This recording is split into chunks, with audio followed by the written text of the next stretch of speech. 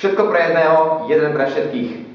Moje meno je Šeik Michal a vediem vás k víťazstvu v každej oblasti života. A toto videjko je o tom, keď chceš pomáhať veľa ľuďom. Keď chceš pomáhať veľa ľuďom, musíš sa k ním nejako dostať. Aby si sa dostal ku veľa ľuďom, musíš začať s málo.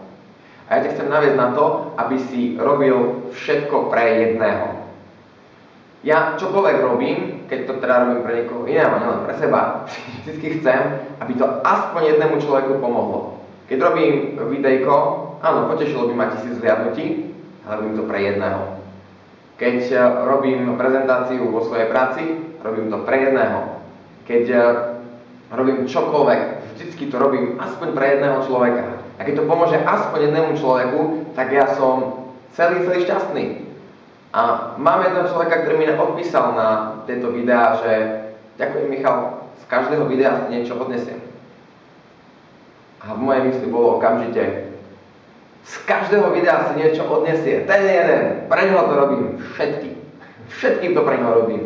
A viem, že tým pádom každé jedno má zmysel. A som nadšený a som celý šťastný, že viem pomôcť jednému človeku. Prečo je to podstatné pomôcť jednému? Je taký príbeh, a je mi úplne jedno, či je pravdivý alebo nie, ako sa vnúk prechádzal so starým otcom po pláži a starý otec stále zobral nejakú medúzu, ktorú more vyplavilo, hodil ju späť do mora.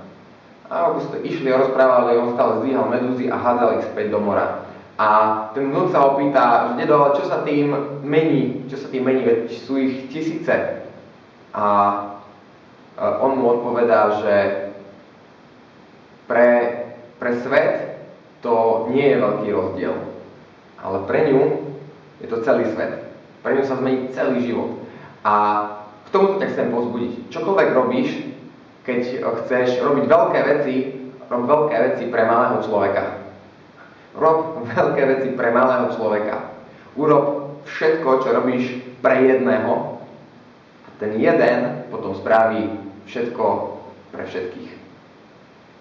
Ak ťa toto videjko naštartovalo, inšpirovalo, nakoplo, prihlás sa dole na odber, zdieľaj a hlavne aplikuj to vo svojom vlastnom živote. Staraj sa o jedného.